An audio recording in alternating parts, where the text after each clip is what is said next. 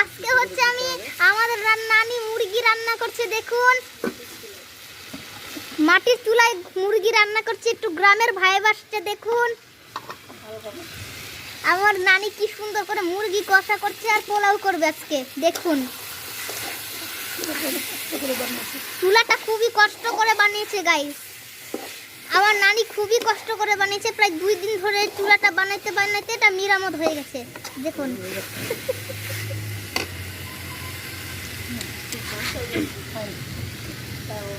আজকে হচ্ছে মাটির রান্নাতে আমরা পিকনিক করছি, আমার নানি চুলা বাতি করছে। এটার ভিতরে আলু আছে গাইস, দেখেন আলু, এই যে আলু গাইস, ডিম আর আলু, ডিম আর আলু। এবার মুরগি দেখেন, তারপরে মুরগি ছেড়ে দিবে।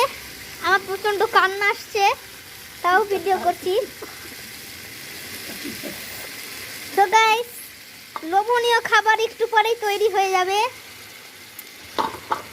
আমার নানির হাতের মানে জাদু আছে, বসে একবার যে খাবে চিকেন কষাটা মানে সে ভুলতেই পারবে না, 1980 বছর ধরে মনে রাখবে সে।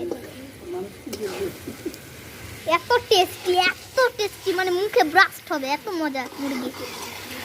আজকের মতো গাইস এখানেই বিদায় নিচ্ছি, দেখা হবে নেক্সট ভিডিওতে। আল্লাহ হাফেজ, আসসালামু আলাইকুম।